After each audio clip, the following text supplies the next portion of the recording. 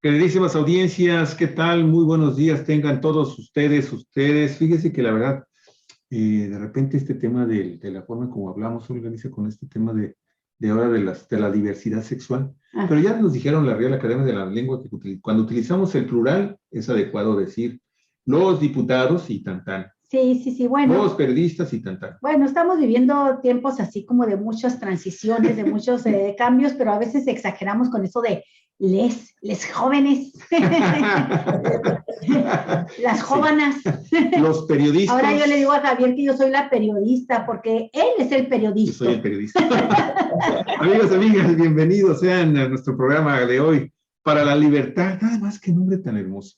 Para la Libertad, y bueno, los responsables de que este programa se llame tan bonito y que tenga temas bien sabrosos, que se van al hueso directo de los problemas sociales, políticos, culturales y económicos de nuestro mundo, amigos y amigas, pues son ni más ni menos que Dora Cristino Jorge, quien es activista social, dirigente de la Asociación de Locatarios de allá en La Bufadora, en Punta Banda, bueno, perdón, Punta Brava, no sea que se vayan a enojar los gloriosos inversionistas que van a colonizar, y de eso vamos a hablar, ¿sí? Que vienen a colonizar Punta Banda, y también es miembro del partido político Morena en Baja California. Y bueno, pues usted ya de seguro lo reconoce porque ya los perritos en Punta Banda, allá le están moviendo la colita, nada más lo ven y empiezan a mover. Darby Batallar Gómez, ¿qué tal, Darby? Activista social en Ensenada, expreso político de 1983 a 1985 en el penal de Acapulco, Guerrero, por su actividad social en el amiguitos, Javier. para amiguitos, en el Consejo General de Colonias Populares de Acapulco, Guerrero. Él también es egresado de la licenciatura en Turismo por la Universidad Autónoma de Guerrero y miembro de la Comisión de Vinculación con Movimientos Sociales y Gestión de esta Asamblea de Militantes de Morena en nuestro municipio en Ensenada. Bienvenidos ambos, Olga Alicia Aragón, pues a chambear. Bueno, pues Darby y Dora, bienvenidos a Cuatro Vientos, a su programa Para la Libertad. Amigos, amigas de Cuatro Vientos que siguen este programa, hoy es un día especial. Estamos conmemorando un aniversario más, el 84 de la expropiación petrolera. Y quieren lo que no, ustedes van a saber que esto tiene una vinculación muy importante con el tema que vamos a tratar con Darby y con Dora, que es pues la presencia, la acción del imperialismo en América Latina desde los más remotos tiempos hasta la actualidad. Y la expropiación petrolera forma parte de esta resistencia de los países, de las naciones, de los pueblos, por su soberanía, precisamente frente a las actitudes depredadoras del imperialismo. Hace esta cantidad de años, 84 años, se decidió en México, con el presidente Lázaro Cárdenas, decir, no, ya basta, ya estuvo. Y entonces las empresas petroleras que estaban en manos de Gran Bretaña, de Estados Unidos, de Holanda, que habían recibido concesiones para explorar yacimientos petroleros, principalmente en el mandato a finales del mandato de Porfirio Díaz, pues tuvieron que salirse del país, como dice ahora López Obrador y truena los dedos, a robar a otro lado. Y entonces, bueno, pues nosotros estamos ahora festejando esta fecha que dio inicio, que le dio una palanca fuerte de desarrollo a México para fortalecer su economía y poder fortalecerse también como nación. Queríamos hacer mención de esto de la expropiación petrolera, Darby, sin detenernos mucho en el tema, ya al final lo podremos abordar, pero para poder entrar, para no dejar la fecha, la efeméride que es tan importante, sobre todo en estos días. No sé si tú quieras agregar, o tú, Dora, quieran agregar algo sobre esto de la expropiación petrolera, que lo podamos ver rápidamente y entramos al tema del imperialismo en general. Adelante. Sí, bueno, pues muchas gracias, muy buenos días de nuevo por abrir este espacio de comunicación, de conversación entre nosotros y nuestra audiencia, la audiencia. Y es que la vez pasada estábamos reflexionando cómo es que al general Cárdenas se le formula la idea de decir, hoy me levanté con ganas, el 18 de marzo me levanté con todas las ganas del mundo y hoy decidí que voy a expropiar. Es que no fue así, pues, de simple. No fue así. Se tuvieron que haber pasado un conjunto de etapas que le dieron al general Cárdenas las condiciones ideales para poder efectivamente emitir el decreto de expropiación el 18 de marzo de 1938, ¿verdad? Ustedes recordarán que, como tú señalabas, en 1901, el presidente y dictador Porfirio Díaz emite la ley del petróleo, y realmente en ese tiempo no se tenía la conciencia de la importancia de la industria petrolera. No es sino hasta 1909, 1910, que se entiende la importancia del petróleo y se le da una visión de futuro, por lo que el Congreso Constituyente de 1917 recupera para la nación, ¿verdad?, el uso y explotación del subsuelo, porque anteriormente la Constitución de 1857 le daba a los propietarios de la tierra también el uso de la explotación del subsuelo. Entonces, al recuperar esto, pues la nación entra en automático, ¿verdad?, recuperar el uso de los minerales y de todo lo que se encontraba y se encuentra hasta la fecha en el subsuelo, ¿no? Hay una verdadera génesis que viene desde lejos. Por ejemplo, en el plan sexenal de Cárdenas, ya hablaba de que había que recuperar y rescatar las riquezas nacionales, pero nunca fue preciso este plan sexenal de decir, pero vamos a recuperar el petróleo. Jamás lo mencionó, ni siquiera en sus cuadernos de sus diarios personales, el general Cárdenas lo dio a saber a nadie, a lo mejor porque pensaba que alguien podía ver sobre sus hombros lo que estaba escribiendo, ¿no? Y conocer su pensamiento. Entonces, en 1935 se crea el Sindicato Nacional de Trabajadores Petroleros de la República Mexicana, que unifica el conjunto de las demandas de todos los trabajadores, los fogoneros, los trenistas, los operadores de planta, los trabajadores de los campos de extracción, ¿verdad? Y unifica en un solo pliego petitorio sus demandas de mejoras salariales, ¿no? En 1936 se da otra situación verdaderamente histórica, que es el reparto agrario.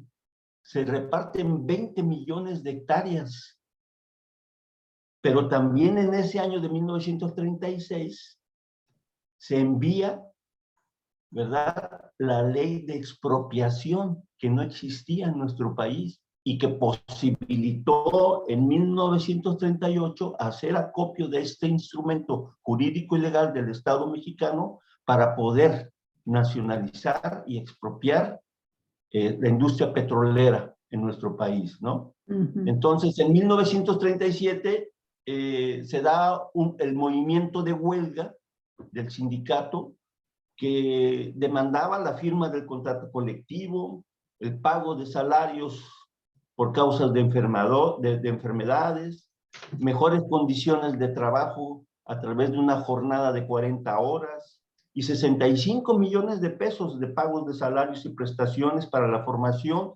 del fondo de compensaciones. Las industrias petroleras, las compañías extranjeras dijeron no. No vamos a firmar el contrato colectivo y no te vamos a dar de todo lo que pides nada más que 14 millones si es que lo quieres. tómalo o déjalo. Se va este litigio a las instancias judiciales, laborales de aquel entonces, y la Suprema Corte de Justicia y los tribunales laborales fallan a favor del sindicato y de sus demandas. Sin embargo, las empresas dicen, no estamos de acuerdo y no vamos a acatar el fallo. Para esto ya el general Cárdenas tenía una experiencia de vida cuando era jefe de operaciones en la Huasteca y conocía perfectamente bien, ¿verdad?, las injusticias que cometían las empresas en sus trabajadores. Esa explotación que fueron sometidos los trabajadores mexicanos, ¿no?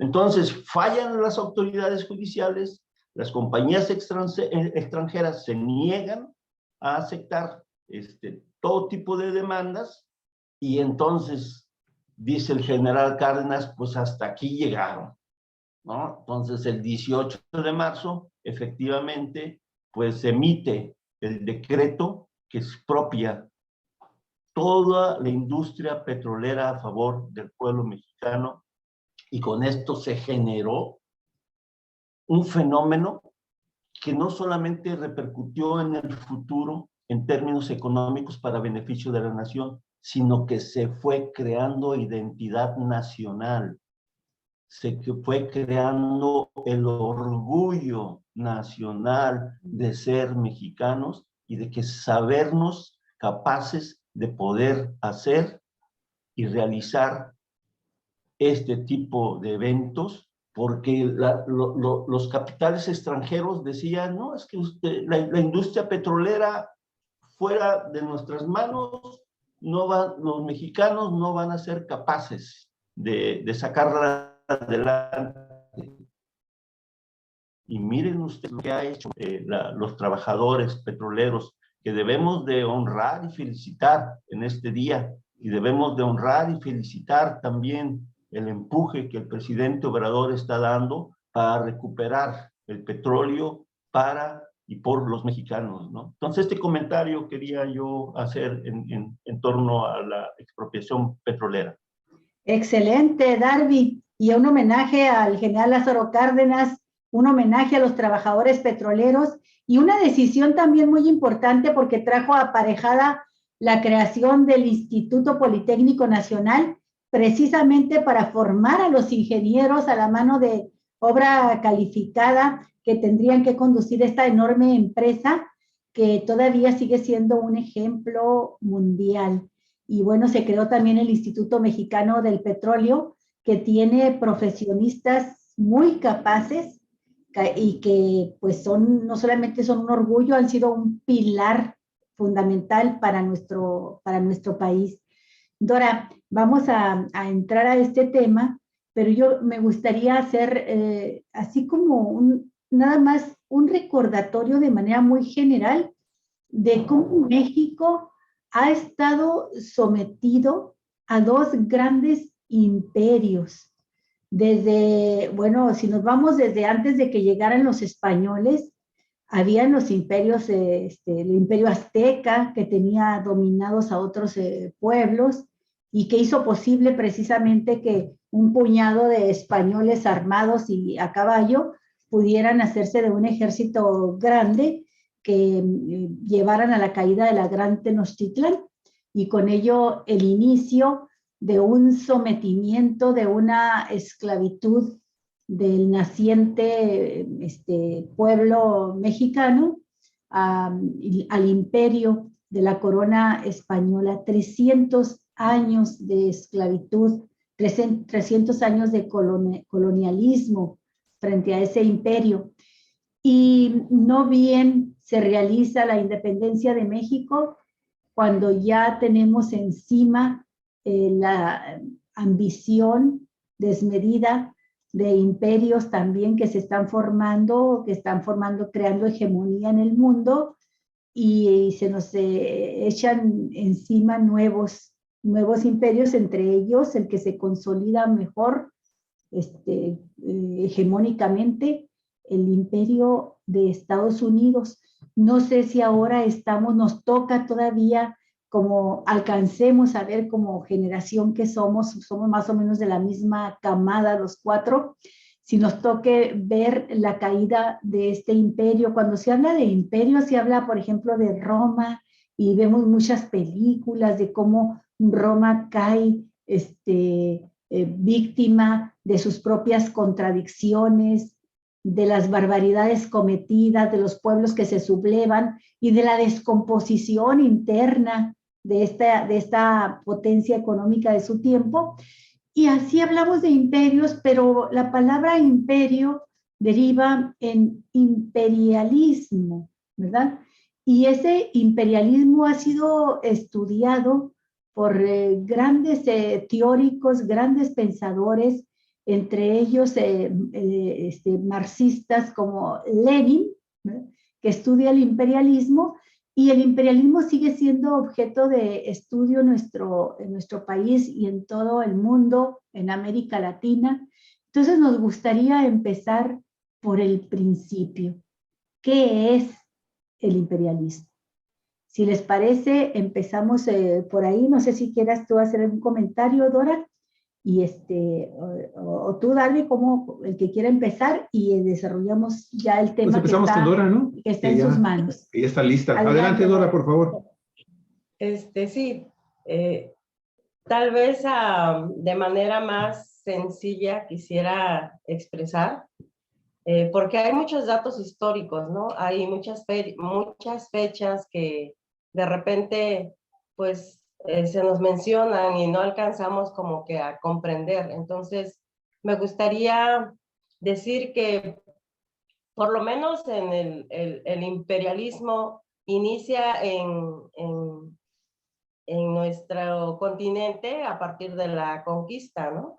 Cuando desde entonces, pues con esa visión de sometimiento, de pretender adueñarse de los recursos naturales de los países que conquistó España en ese momento, la colonia, pues se quieren llevar junto con la vida de la gente que explotaron en ese momento, los millones de indígenas y de esclavos africanos, que fueron millones, que utilizaron para explotar. Entonces, el imperialismo es ese querer, ese deseo de las potencias, de las grandes potencias que cuentan con grandes recursos económicos, y que te miran como alguien que, pues, pueden usarte, que pueden intervenir en ti, que pueden intervenir en tu casa, que pueden intervenir tu país, y que quieren decidir qué hacer, quieren mandar en ese país qué es lo que se tiene que hacer y llevarse lo que encuentran de recursos, porque el imperialismo ha basado su riqueza en la explotación de los recursos naturales, en el desastre, en el exterminio de la naturaleza, y creo que es parte de lo que pasó en ese momento, si estamos hablando de la expropiación petrolera, de cómo al inicio, desde el principio, 1901, aquí en México, se les abren las puertas, ¿no? Y empiezan a saquear, empiezan a predar, empiezan a contaminar, y tampoco querían tampoco querían dar mejores opciones a los trabajadores de esta industria. Eso era el imperialismo que empezó a ver posteriormente, en 1909, 1910, que era posible hacer negocio con el recurso que teníamos en ese entonces. Para mí eso es lo que quisiera de entrada comentar. Gracias, Dora. Darby. Sí, yo quisiera abonar, pues, con algunos elementos históricos, porque de alguna manera yo concibo este tipo de conversación como una conversación que pueda aportar conocimiento y formación para quienes puedan escuchar esta plática, ¿no? Y para los estudiosos del tema, quiero señalar que nosotros no somos economistas, Pero, sin embargo, entendemos que de manera embrionaria el imperialismo comienza a gestarse a partir de la revolución industrial, que va del periodo 1760 a 1840, ¿no? Y prácticamente inicia con la abolición de la ley de granos de 1847 en Inglaterra, ¿no? Y con esto da pie al surgimiento del liberalismo global, es decir, del desarrollo del comercio industrial a partir de 1846, ¿no? Para aquel entonces ya los Estados Unidos, que posteriormente se van a convertir en el gran hegemón del imperialismo en el mundo, ¿verdad? Ya los presidentes, como John Adams, que fue el segundo presidente de los Estados Unidos de Norteamérica, él señalaba con mucha precisión que había dos formas, dos mecanismos, dos herramientas para controlar y dominar a los pueblos del mundo. El primero de ellos era la deuda y el segundo era el uso de la fuerza para dominarlos mediante este instrumento de violencia, ¿no? Recuerden ustedes que para 1823, la doctrina Monroe, que habla de que América para los americanos fue una imposición que los Estados Unidos hacen al resto del mundo, al resto de los países imperiales del mundo, para decirles, ustedes pueden hacer lo que quieran allá, pero aquí en América esto es para los americanos, es decir, para ellos, ¿verdad? Y evitó la presencia de estas potencias. En 1916, aquí viene yo creo que una fecha muy importante para entender qué es el imperialismo. ¿Qué es el imperialismo como lo conocemos quienes simpatizamos con la ideología marxista? El imperialismo representa el fin de la libre competencia. Es decir, desde que nace, el capitalismo nace con esa bandera en el mundo. En 1840, 1979, 80, de decir, es el libre mercado, la libre competencia, ¿verdad? Ese era el fundamento. Sin embargo, con el surgimiento del imperialismo, esto se acaba. ¿Por qué? Porque Lenin, en su libro del imperialismo, la fase superior del capitalismo, nos da algunos elementos y características de qué es el imperialismo, ¿no? Y el imperialismo, lo dice él, es la concentración de la producción mundial y del capital monopólico. Otra característica es que esto se da en base a la fusión del capital industrial y el capital comercial o de servicios, dando como resultado el capital financiero. Otro elemento constitutivo es la exportación de capitales. Es decir, por ejemplo, actualmente la circulación del capital financiero global hoy en día y diariamente es superior al Producto Interno Bruto de este capital financiero dirigido y que dirige la circulación del capital mundial a escala global, ¿verdad? Y surgen los monopolios. Esta es otra característica del imperialismo. Todas estas características no existían en aquellos imperios que se hizo mención ahorita, ¿no? Del imperio azteca, el imperio romano u otros. Estas son las características propias de este imperialismo económico y militar que hoy vivimos en la actualidad, ¿no? Y finalmente,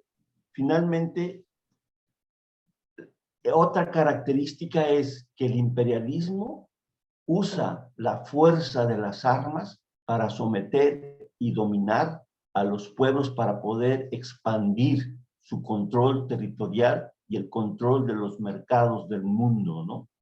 El imperialismo, por lo tanto, es una nueva etapa del desarrollo en el proceso de producción y la obtención de plusvalor de expansión, concentración y centralización del capital, ¿no? Entonces, todo esto ha traído consecuencias muy graves a América Latina, ¿no? Han sido desastrosos para nuestros pueblos.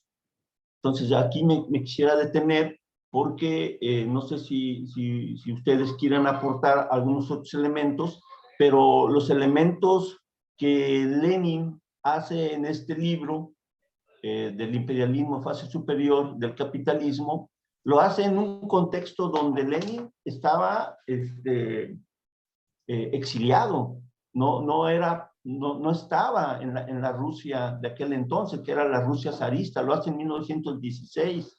La revolución rusa llega posteriormente, ¿no? ¿Verdad? Y utiliza un lenguaje pues no muy marxista, porque como era una publicación que iba a circular en el medio académico y político de aquel entonces, usa lo que se llama la técnica del lenguaje de Esopo, es decir, de ser muy cuidadoso con decir cosas, ¿no? Disfrazar, digamos, las cosas, ¿no? Fabular. Para que pudiera circular este folleto, ¿no? Entonces, pero sí, pues, el imperialismo termina con la libre competencia.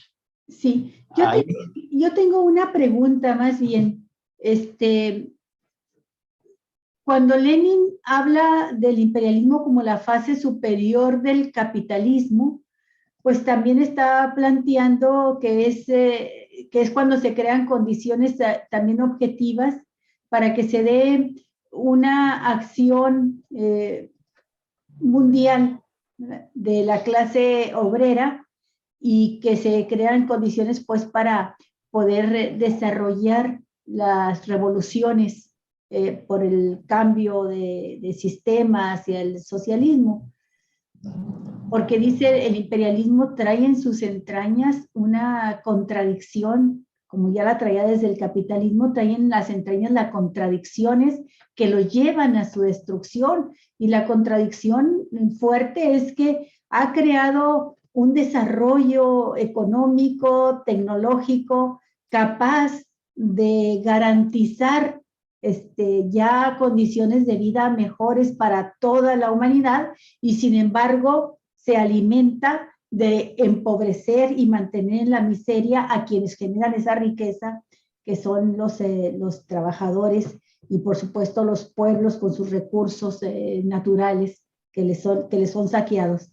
Mi pregunta es si podemos decir, Lenin obviamente vivió una época en la que tuvo una visión muy grande para alcanzar a ver hasta dónde llegaría el desarrollo del capitalismo a esa fase imperialista.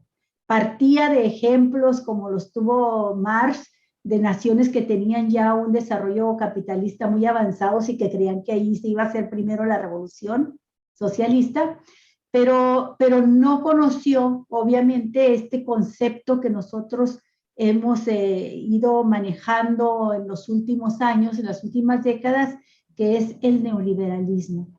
¿Qué es el neoliberalismo en relación con el imperialismo? Esa es mi pregunta.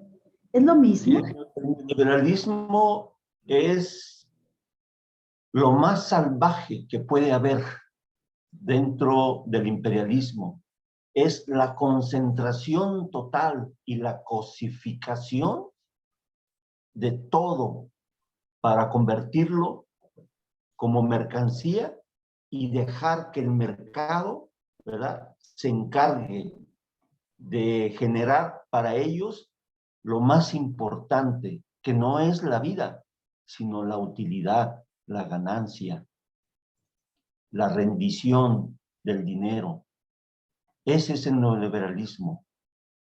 Esa es una condición económica que nosotros en estos 36 años de neoliberalismo la hemos vivido en carne y hueso. Y, por ejemplo, nosotros decíamos que en el tema de la intención de privatizar la bufadora, era cosificar toda esta área, para el uso del usufructo. Lo hacen con el viento, lo hacen con los ríos. En esencia, el neoliberalismo es la necropolítica que va a acabar con nuestra humanidad si no hacemos algo al respecto. Con nuestra humanidad y con el mundo, con los recursos naturales. A eso me iba a referir precisamente, la necropolítica en materia ambiental, y que después de ahí, obviamente, la situación de la economía, pues está diseñado ese proyecto, este modelo de desarrollo, que efectivamente surge a raíz de la caída de la Unión Soviética como Estado, ¿sí? Y el advenimiento de George Bush y de George Bush. ¿Donald Trump? No, el que estuvo antes, que fue actor, de Donald Reagan. Ajá. Y Margaret Thatcher en Estados Unidos y en Inglaterra, en Gran Bretaña específicamente, pues son los que ya llevan al extremo fíjate cómo son las cosas.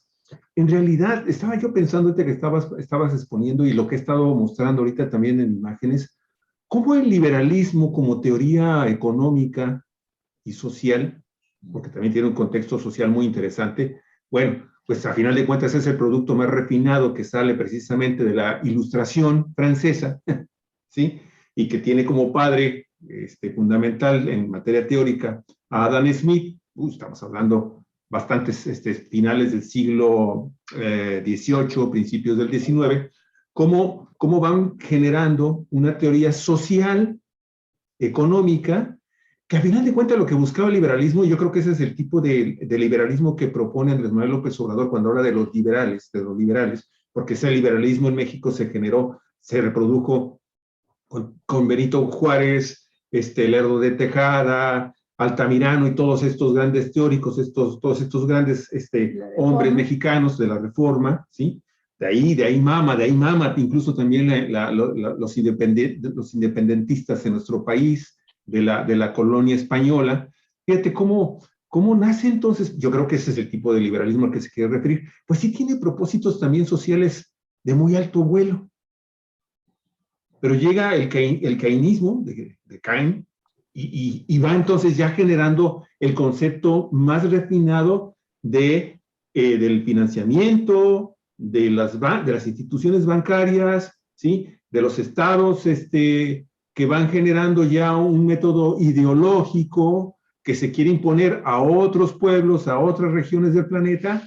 Y bueno, pues ahora lo refinado es el neoliberalismo, ¿no? En donde ya los estados, en realidad, en el neoliberalismo, no sé si ustedes coincidan conmigo, pero al menos lo que llevamos de esta etapa del neoliberalismo, de su imposición, es finalmente ya el poder de la plutocracia y de la oligarquía manifestada a través de los grandes consorcios multinacionales y transnacionales, y cómo generan un sistema financiero y bancario que precisamente está de alguna forma sustentando el desarrollo económico de estos grandes consorcios a los que se están sumando ahora desde el punto de vista mediático las grandes corporaciones de comunicación en el mundo, con el advenimiento y el desarrollo extraordinario de la tecnología al mundo de la Internet, al mundo de la virtualidad, ¿sí? Y bueno, pues vemos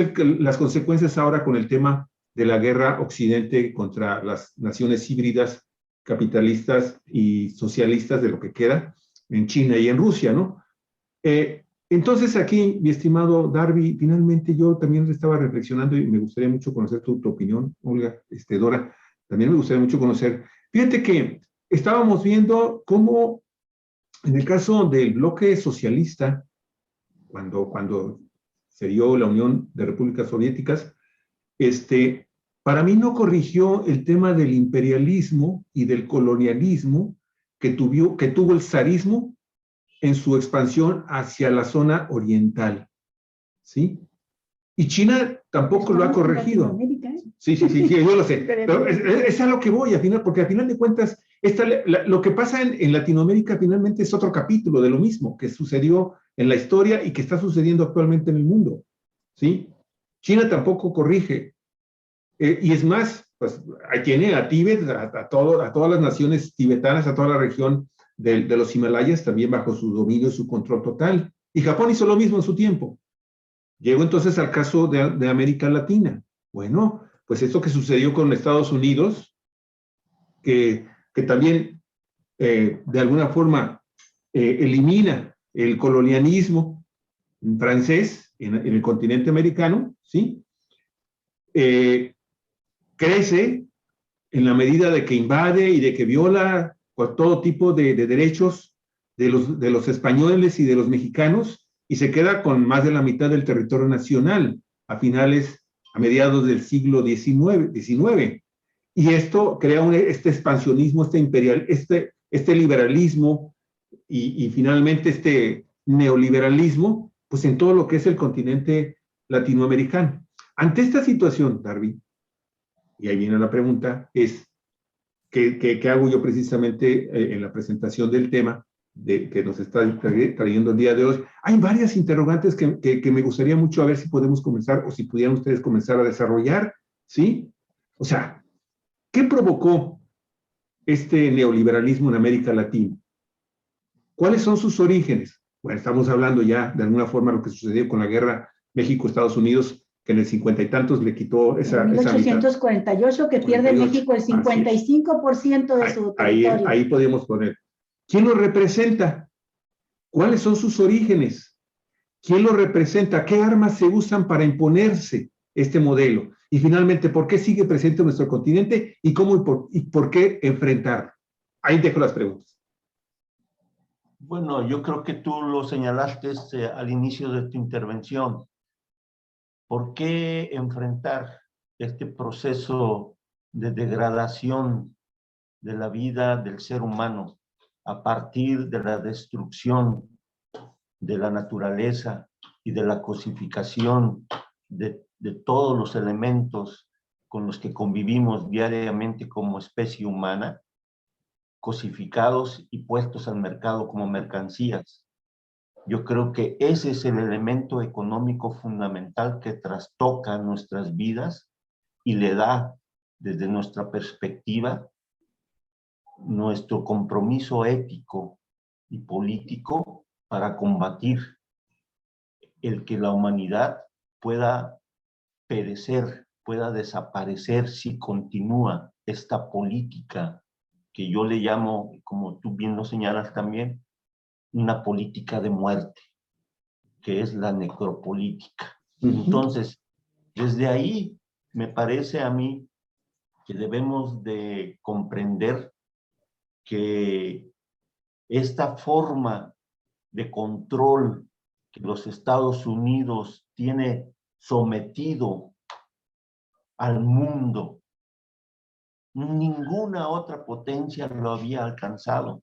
Es por eso Estados Unidos el principal hegemón en el mundo, no solamente económica, sino fundamentalmente lo que lo sostiene es su poderío militar. Tiene más de 800 bases militares en el mundo. Tiene decenas de miles de tropas alrededor del mundo.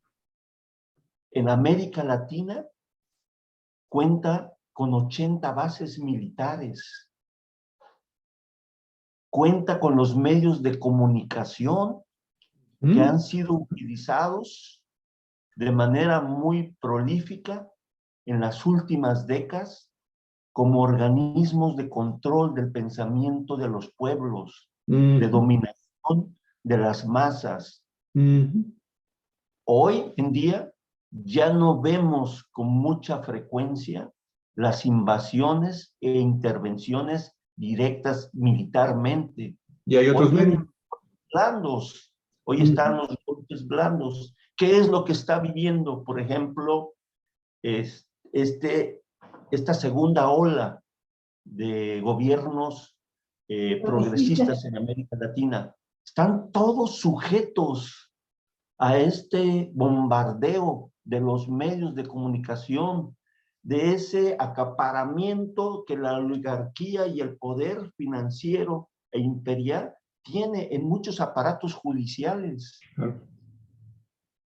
y tribunales en los países de América Latina, y desde donde se orquestan los golpes de Estado, los cambios, las sustituciones y el encarcelamiento de quienes se han rebelado y opuesto a sus fines. El caso de Lula, caso de Correa, caso de Evo Morales. De Assange, que lo denuncia mundialmente, ¿no?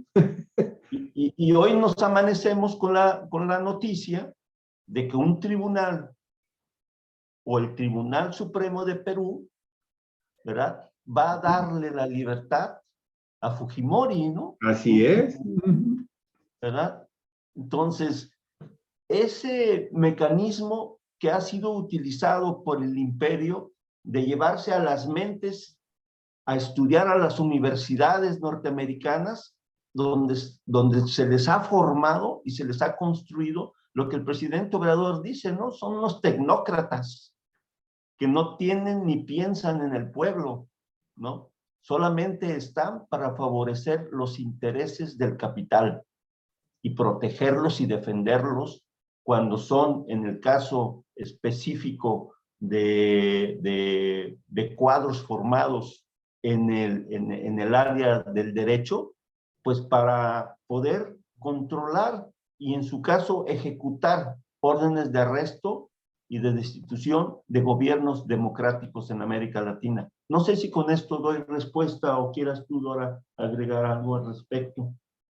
Sí, dentro de lo que son, de cómo se impone el neoliberalismo, de cómo los medios, los grandes medios, ¿no?, de difusión de la prensa, la televisión, que son unos cuantos en el mundo, de hecho,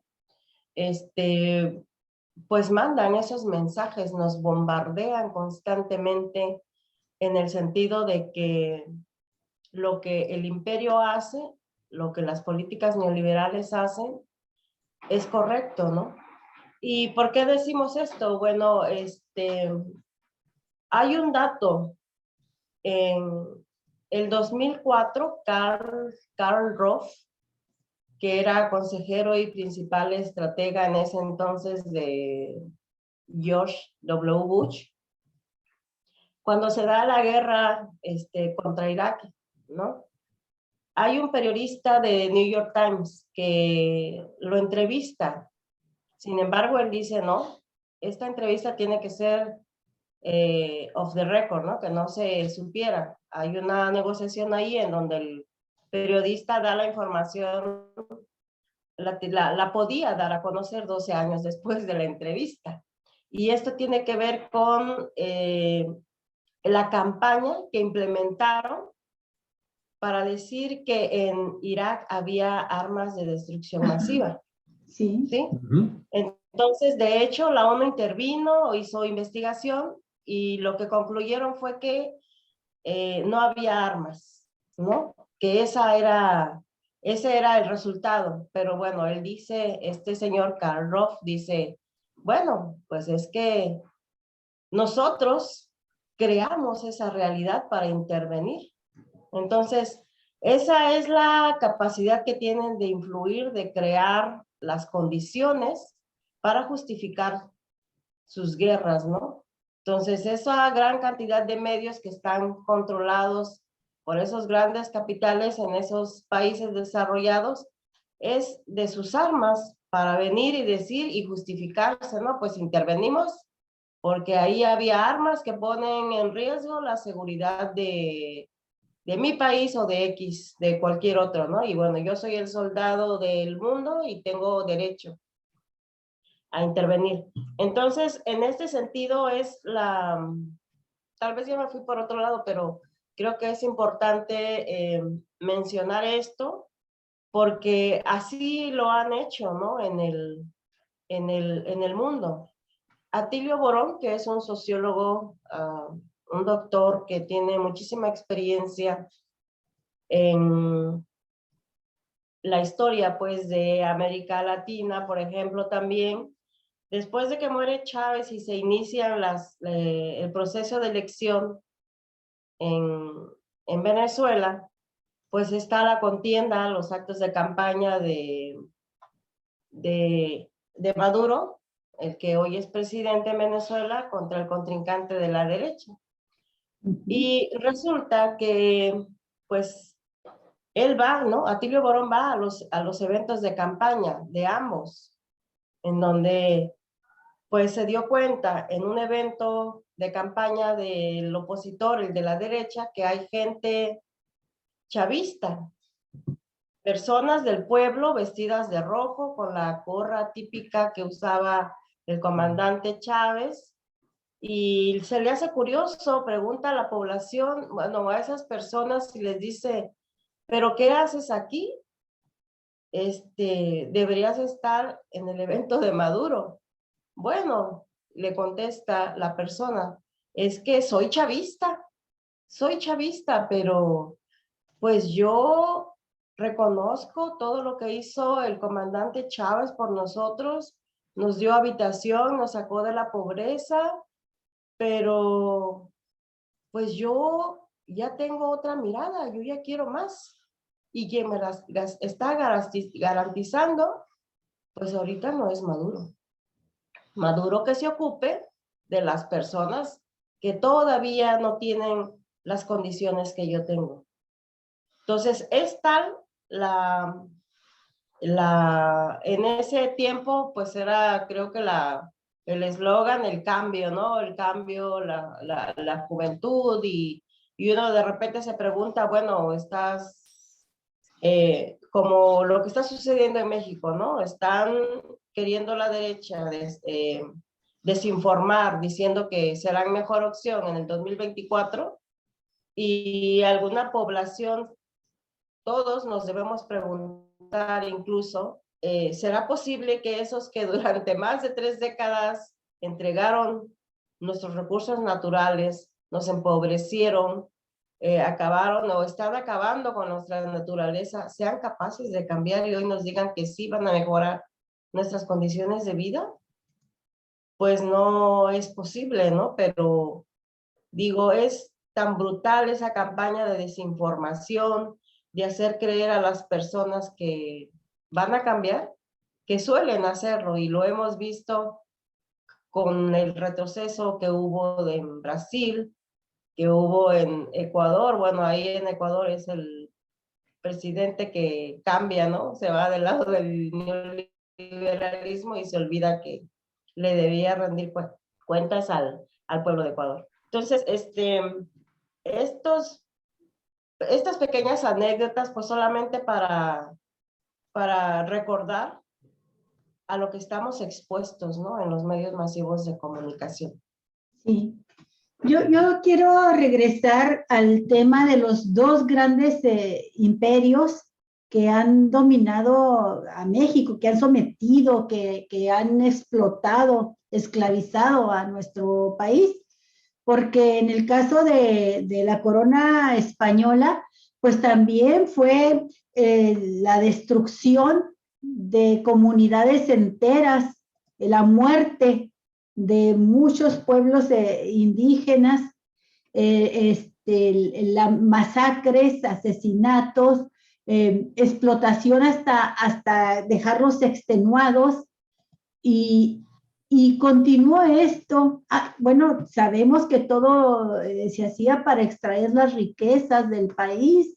De hecho, los historiadores dicen que el imperio español estaba en decadencia cuando descubren el continente americano y llegan aquí a nuestro país y otras naciones latinoamericanas, y encuentran que México es lo que en aquel tiempo era más valioso. Ahora es el petróleo, va a ser el litio, pero en aquel tiempo pues el oro para la corona española, el oro, la plata, y saquean todos nuestros recursos, se los llevan, y se los llevan a un costo de mucha sangre y mucho dolor para el pueblo mexicano. Son 300 años de esclavitud, de condiciones de semiesclavitud o de esclavitud total.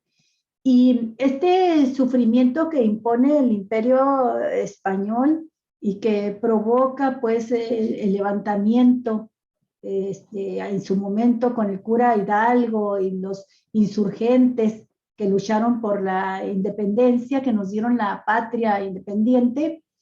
Bueno, pues con el paso del tiempo se desarrolla Estados Unidos y nos somete también a unas condiciones de explotación tremendas.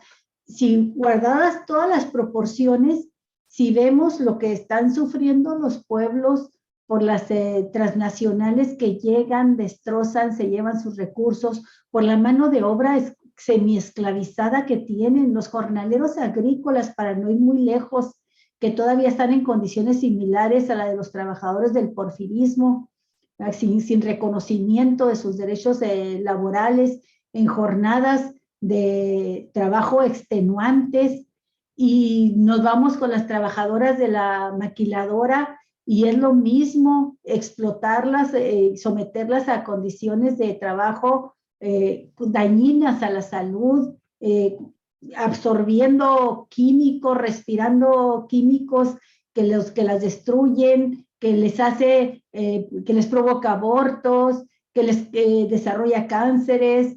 Si vemos todo estas situaciones, llegamos a la conclusión de que es básicamente lo mismo en tiempos diferentes.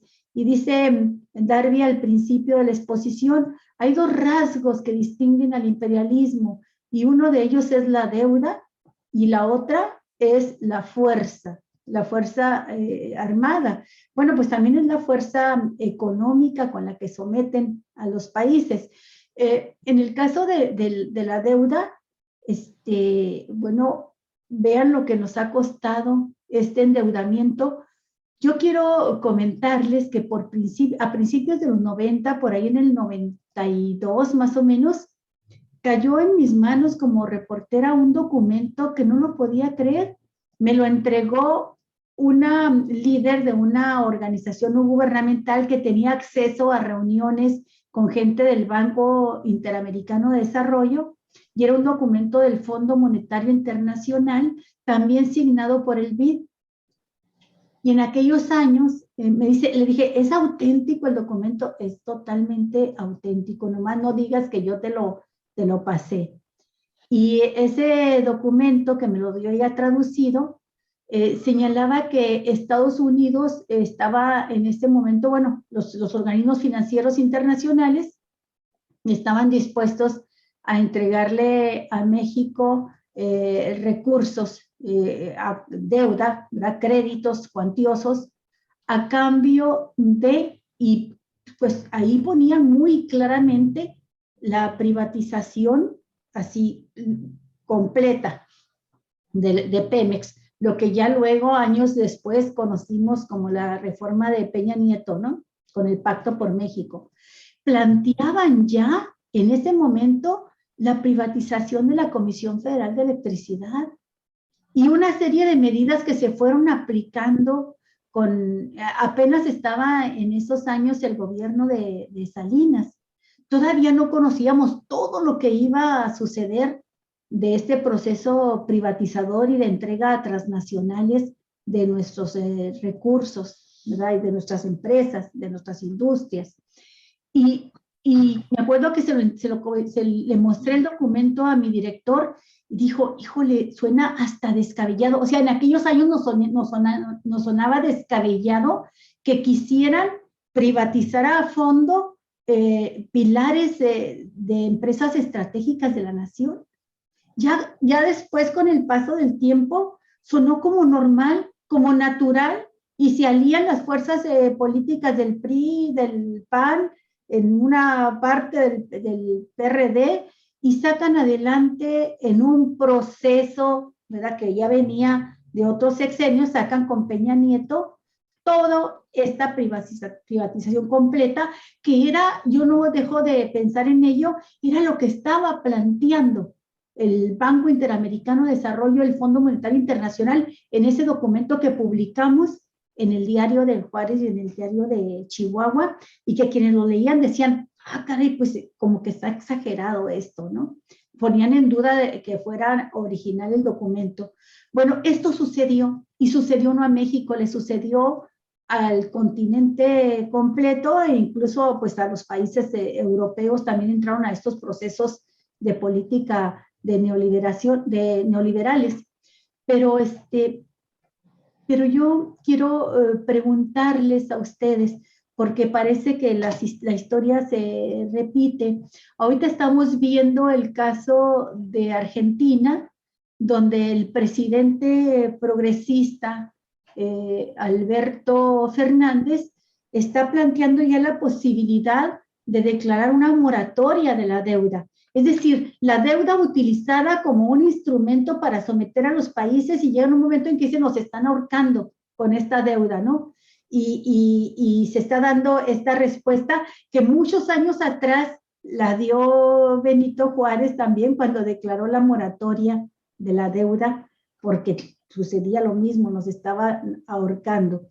Hoy en día, el camino, la ruta a seguir ante los daños causados por el imperialismo, por un imperialismo que por mucho que se debilita sigue ahorcando, ¿qué es lo que tenemos que hacer? Esa es mi pregunta, y me gustaría que con los comentarios que nos hiciera Dora, planteara también lo que ha significado el imperialismo para los pueblos, ya lo comentamos, pero lo que ha significado para las mujeres. O sea, las mujeres nos hemos visto obligadas a una explotación mayor, formar parte de las fuerzas productivas, ser trabajadoras, tener un ingreso, es de una manera también, lo han planteado las feministas, de liberarse, pero precarizaron tanto el salario mínimo, el salario de los trabajadores, que antes una familia podía sostenerse con el ingreso de papá, y la mujer se vio obligada a entrar a trabajar porque apenas con 2 salarios podían obtener lo que se obtenía con 1.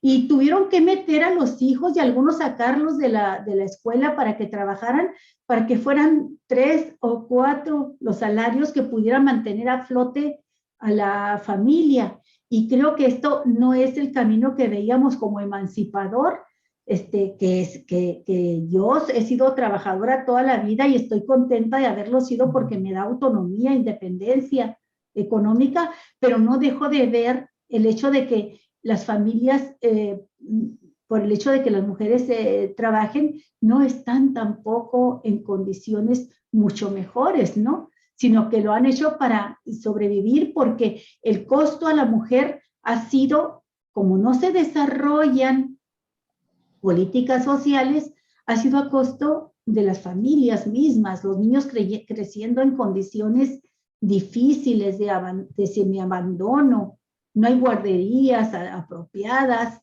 en fin, creo que las mujeres, como los pueblos indígenas, también pagamos un costo más alto. Me gustaría que empezáramos por ahí, Dora, y luego que hablara Darby para ir redondeando ya el tema sobre las alternativas. Sí, es algo que no se puede negar, que está a la vista, ¿no? Que como mujeres, en esta nueva actitud de salir por necesidad a trabajar, no se nos retribuye igual el salario si lo haces. Tienes que lidiar con esas jornadas que son extenuantes, sobre todo cuando tienes hijos pequeños, ¿no? Porque aquí, ¿a dónde los dejas? ¿Quién te los cuida? ¿Quién se hace cargo? ¿Quién tiene esa responsabilidad? Y cuando te alejas de la familia, ya sea materna, paterna, es mucho más difícil esa situación, porque no tienes la solidaridad que siempre otorga la familia, la abuela, ¿no? En este caso, el abuelo. Y bueno, yo creo que se ha recrudecido, o sea, y sobre todo en el caso de la mujer indígena, es muchísimo mayor el efecto de opresión. Mucho mayor porque se padece el machismo desde casa. Y si trabajas a los campos de cultivo, ¿no? Donde no eres ni siquiera te ven como trabajador, te ven como la ayudante de, porque suelen salir en familias a trabajar. En el caso de las jornaleras indígenas, ¿no? Y el de las mujeres, bueno, todo lo que te tienes, con lo que te tienes que topar en el trabajo, porque te ven como competencia. O sea, si empiezas a asumir esa actitud que siempre tenemos de hacer posible nuestro trabajo, de dar lo mejor, empieza esa situación de competencia entre los compañeros hombres, ¿no?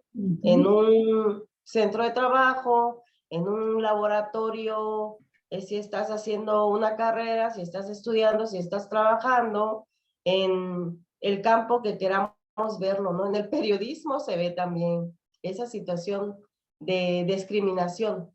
Entonces, sí es una situación en la que es peligroso, porque la mujer es parte fundamental del sostén de una casa. O sea, si la mujer se enferma, si la mujer se debilita por cualquier situación,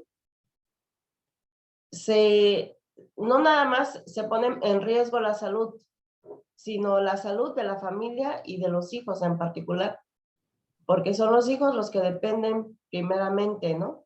Y son los que requieren de tu atención, los que se ponen en peligro también al quedarse solos. Entonces, sí hay que reconocer que es algo en el que no hemos tenido la capacidad de, como sociedad, como instituciones, tender la mano. Y yo es algo que comentaba ahora que recién acaba de pasar la fecha del 8 de marzo, ¿no? El que está bien, sí, es una movilización de mujeres, que se han logrado muchos cambios a favor, sobre todo de la salud reproductiva, que son muy importantes, pero nos olvidamos de las mujeres que están fuera de las ciudades, ¿no? De las trabajadoras del campo, de las indígenas, que se la pasan en sus casas. Nos olvidamos de ese sector en donde la violencia continúa por la pareja, por la familia, por todos aquellos que tienen que ver y que creen que la mujer tiene que seguir sirviendo, ¿no? Y que nada más sirve para el hogar. Entonces, es algo que si lo vemos ya como las consecuencias del neoliberalismo, en donde en el lugar donde pretenden crear sus empresas, como en los campos en Oaxaca con las eólicas, donde han destacado mujeres en la defensa del territorio, de sus tierras. Pues ha habido en Guerrero mujeres asesinadas, luchadoras, defensoras del medio ambiente. Y es mayor, ¿no? Porque el que una voz femenina te responda en defender sus derechos es diferente a que la voz que venga de un hombre, de un compañero, ¿no? Siempre nos ven en ese sentido. Porque pues sí, físicamente somos un poco más débiles, ¿no? Pero la verdad es que tenemos una fortaleza increíble, porque en todos lados estamos como mujeres peleando por defender, en el caso de las mujeres defensoras de los derechos para tener un medio ambiente más sano, es ese, ¿no? Pero y la brutalidad se expresa cuando hay asesinatos de mujeres. Ahí es donde creo que es más cruda esa situación. La violencia y la alta delincuencia a nivel transnacional y multinacional es una elaboración muy fina del neoliberalismo, a final de cuentas. No sé si ustedes coinciden conmigo, pero bueno.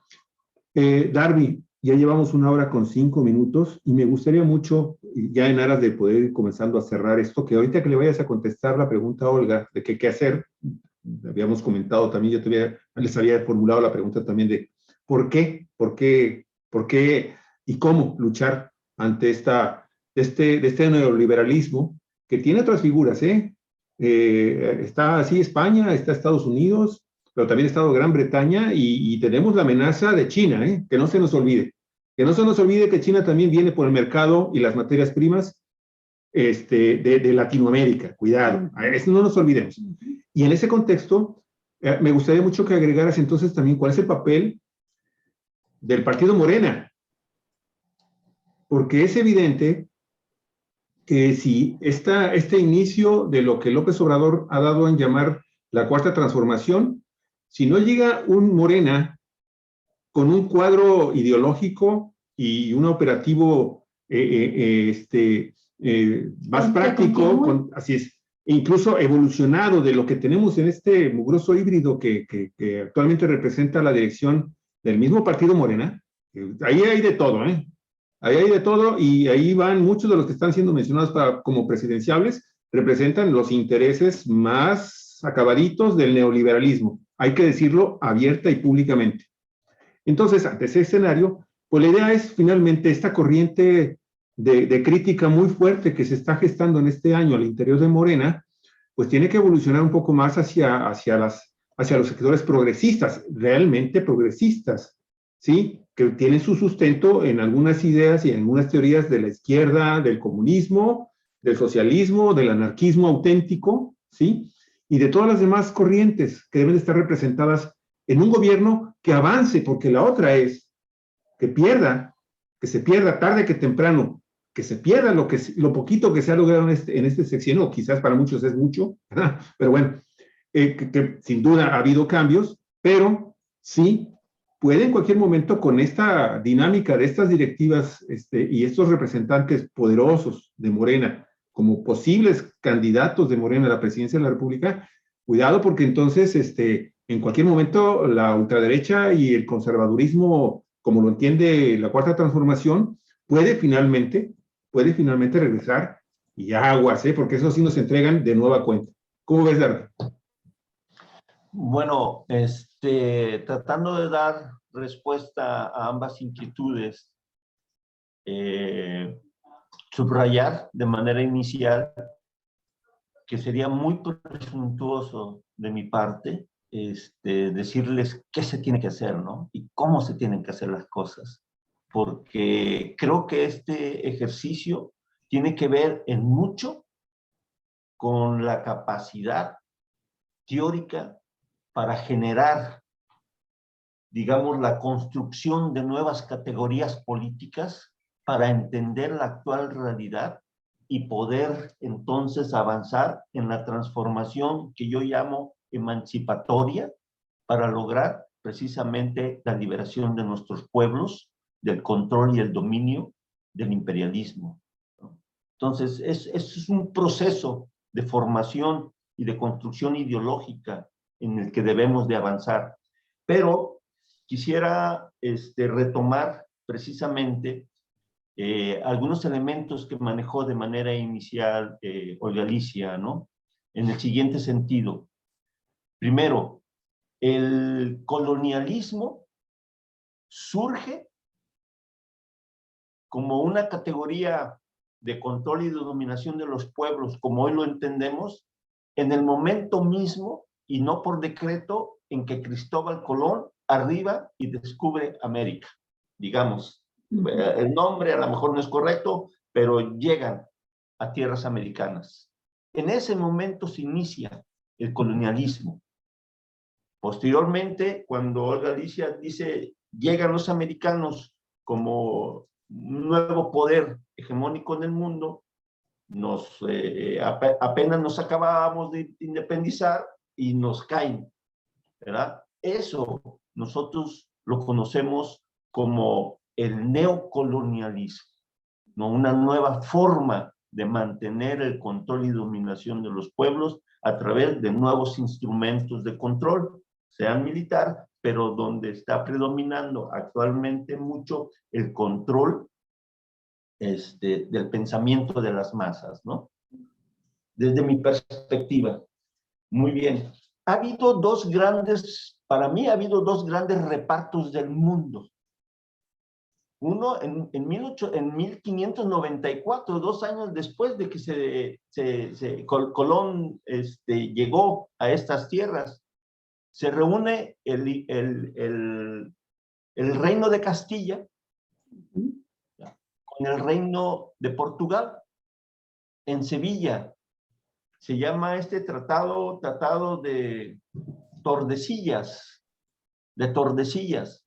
y entonces se reparte en el mundo conocido en aquel entonces, y a España se reparte en el mundo a través de coordenadas, ¿ya? Y a España le toca la mayor parte de América Latina, y a Portugal le toca un pedacito de lo que hoy es Brasil. Brasil. Por eso en Portugal se habla portugués, ¿ya?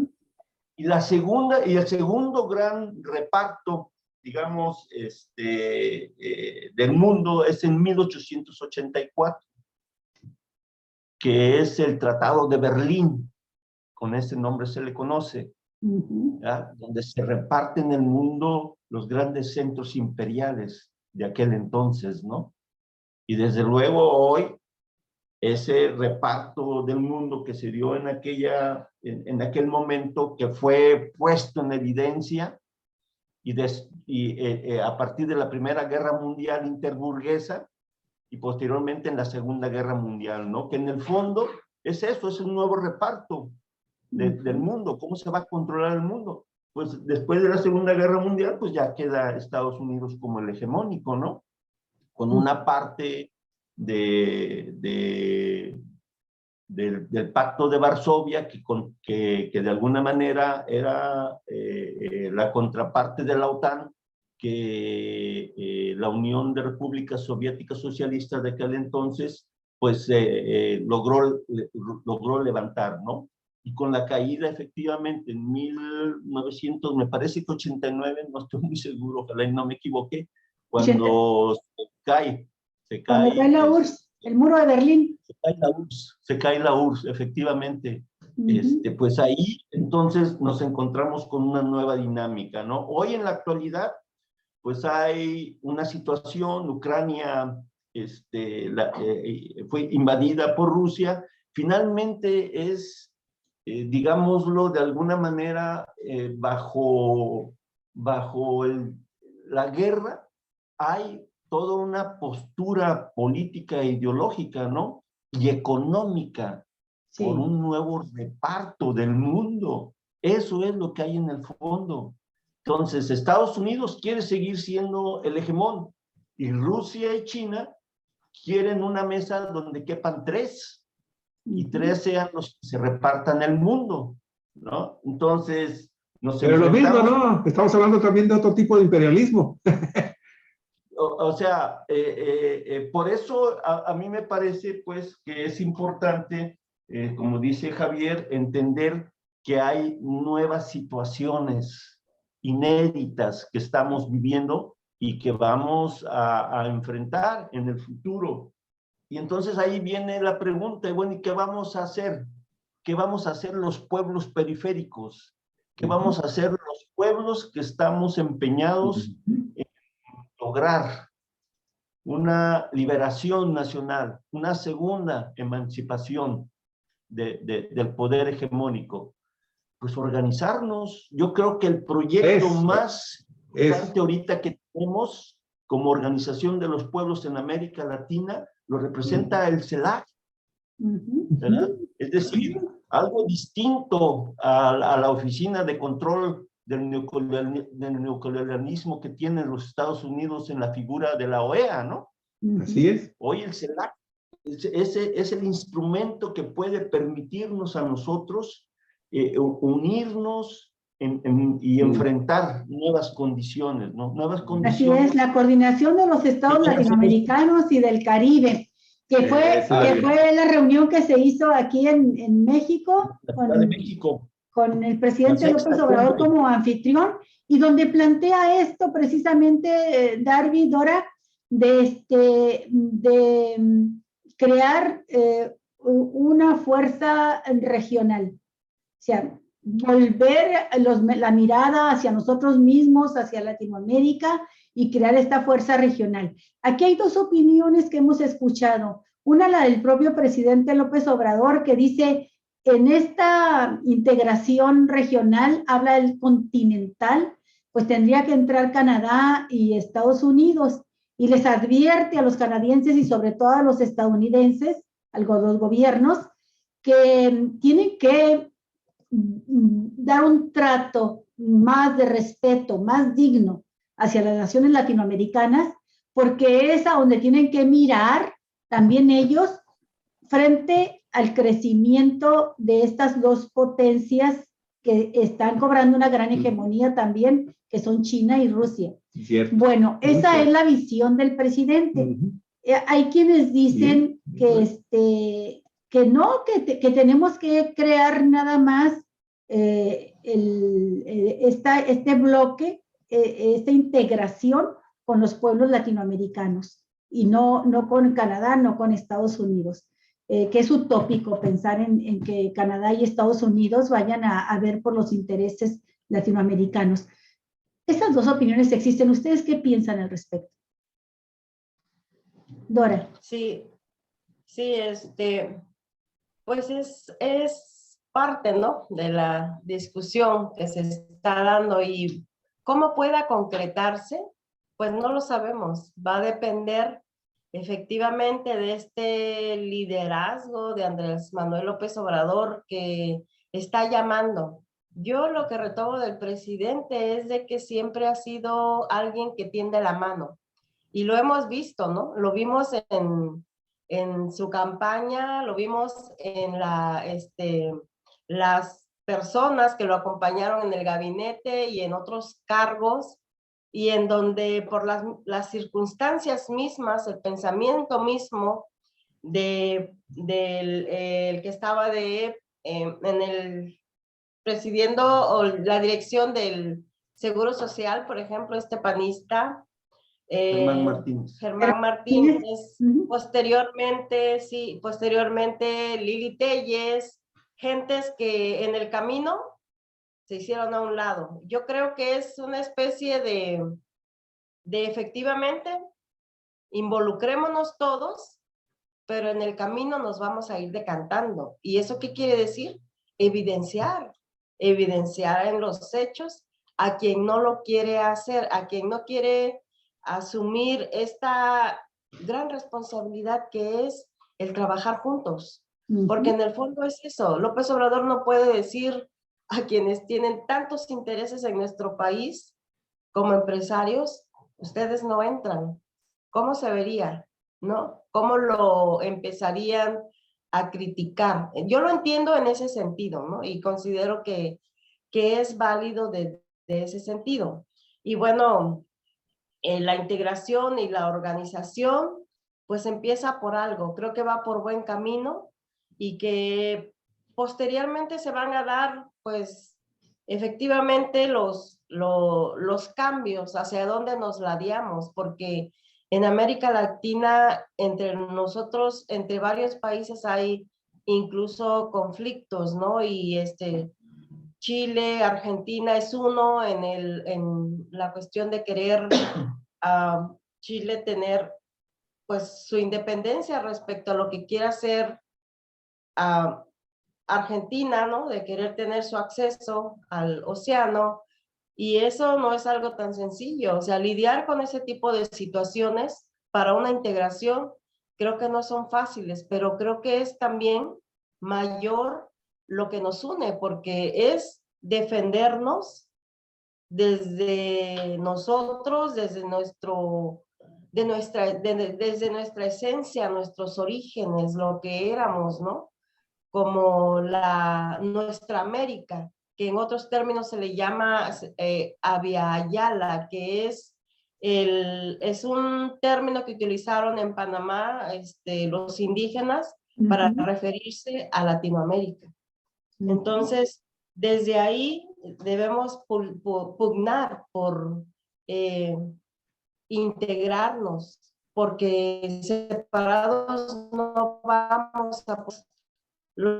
Simplemente, independientemente del nombre, ya las consecuencias, ¿no? O sea, así como Estados Unidos no quiere la intervención de Europa en América Latina, bueno, también China lo ha dicho, ¿no? A través del canciller chino, hace, ¿qué? En el 2021 lo dijo, en donde dice, bueno, Latinoamérica ya no es el patio trasero de Estados Unidos, y bueno, con eso nos está diciendo, le está diciendo a Estados Unidos, espérame que yo también ahí le quiero entrar, ¿verdad? También a mí me encantaría esa relación comercial que le llaman, y no son situaciones tan sencillas. Entonces, ¿cómo trabajar con esos grandes? ¿Cómo seguir trabajando sin generar conflictos? Entonces, podemos hacerlo desde nosotros, desde nuestra América, con la organización, no solo la relación de gobiernos, no solo la relación de partidos políticos que pueda haber, sino ese intercambio entre pueblos, de opiniones entre pueblos, desde la base, porque es la gente de abajo, es la que ha sido parte de las transformaciones. Entonces también desde ahí hay mucho que empujar. Sí. Hay mucho que empujar para enfrentar la situación que tenemos, pues. Sí, entonces, si queremos... Dora, y precisamente por eso, y disculpe que interrumpa, pero lo cierto es que yo estoy muy de acuerdo con varias cosas de las que acabas de mencionar, Dora, excepto esto de que pues, va a depender algunas cosas de que se desarrollen en nuestro país solamente si continuamos con el liderazgo de Andrés Manuel López Obrador. Y yo por eso he señalado hace un momento que en realidad la enorme responsabilidad de que esto avance en esta integración, primero, de nuestro país, porque hay que rescatar, estamos rescatando apenas el país de las manos del neoliberalismo más salvaje, ¿sí? Que representa estos grandes opositores oligárquicos y plutocráticos del país. Y que están acechando con su guerra blanda, con su guerra sucia, con todo lo que mencionaba ahorita Darby, de esta campaña desde los medios de comunicación hasta todos los recursos que tienen, el dinero, para tratar de tumbar a este gobierno y este proyecto. Y que para mí, es más que evidente que tienen ahí algunos infiltrados dentro del partido Morena y dentro de la función pública. Recordemos el caso de Baja California, pues, para rápido. Pero la enorme responsabilidad es de, primero, la gente de Morena, como ustedes, como otras personas que están afiliadas al partido Morena y que dicen, bueno, hay que librarnos primero de estos. Pero segundo, Andrés Manuel López Obrador se va él ya dijo, yo ya no quiero saber nada, yo ya estoy cansado, lo dijo. Lo interpretaron a su manera los opositores, pero él ya dice, yo ya di lo que tengo que dar, yo ya cumplí con la parte que me corresponde de la historia de México. Y lo que viene, lo vamos a tener que construir los mexicanos. Muchos que esperamos que el próximo gobierno sea todavía de más avances, ¿sí? Hacia otro tipo de modelo incluso, si se puede, porque hay una fuerza ahí dentro de Morena, por lo que yo estoy viendo, se están moviendo ya cuadros que vienen de la izquierda auténtica de este país y que tienen otras ideas y que tienen otras propuestas que van más adelante de lo que hasta el momento ha hecho y está por terminar de hacer Andrés Manuel López Obrador. Pero somos nosotros. Y después, lo importante es que si tenemos finalmente, si llegamos a la conclusión de que todo finalmente va a depender de nosotros, ¿sí? Desde este momento, ¿sí? Pues entonces vamos a tratar precisamente de evitar que estos oligarcas, estos enormes millonarios, pues vuelvan a tomar el poder y las riendas de este país. Y desde ahí, México, no todos lo sabemos, México ha sido así como el hermano mayor para muchos países de Latinoamérica. Y si Latinoamérica está en esta ola de estar eligiendo por la vía democrática a gobiernos diferentes, ¿sí? Chile, Nicaragua fueron las últimas dos expresiones importantísimas. Tenemos hoy Colombia, este año Colombia y Brasil. Bueno, entonces vamos a comenzar a tener realmente posibilidades importantísimas de que CELAC finalmente se convierta en otra cosa. Sí. en el aras, y con esto termino, en aras, finalmente, de lograr la integración, ojo, bien diferente a una posición imperialista, porque nosotros estamos en este momento en el papel de defensa, primero, de nuestros derechos y segundo, de nuestros recursos. Entonces, si no lo consideramos, si los mexicanos no entendemos esto, Darby, Dora, Olga, pues la verdad, lo que se llama con la cuarta transformación en cualquier momento se nos cae. Sí, yo nada más para concluir mi última intervención y dejar la palabra a Darby para cerrar el programa. Darby, nos faltarían muchísimos programas para dejar en claro cómo es de manera totalmente contundente cómo es que el imperialismo ahora en su fase salvaje, que es el neoliberalismo, son proyectos de muerte. Pero tenemos muchos, muchos ejemplos en el mundo y estamos hablando de nuestra región, en Latinoamérica, de esta injerencia imperialista que no vacila en tumbar gobiernos por la vía que sea, con tal de seguir despojándonos de nuestros recursos y seguir explotándonos como mano de obra barata. El caso más evidente, descarnado, fueron las declaraciones del dueño de Tesla, que después del golpe de Estado a Bolivia, dijo: Tesla necesita el litio, ¿verdad?, para desarrollar toda su industria de automóviles eléctricos y demás mercancías que requieren litio, y donde esté el litio vamos a estar, y si es necesario dar un golpe, lo vamos a dar. Entonces, más claro ni el agua. Y en este sentido, pues ya sin entrar a más detalles que no terminaríamos nunca, pasando por el asesinato del doctor Salvador Allende,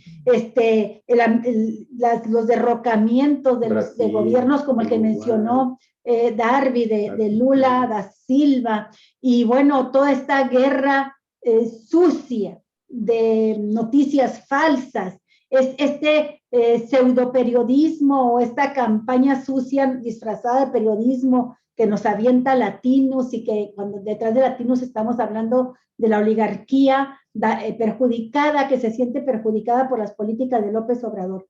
Ok, está todo eso y sabemos que es un proyecto de muerte. ¿Qué hacer?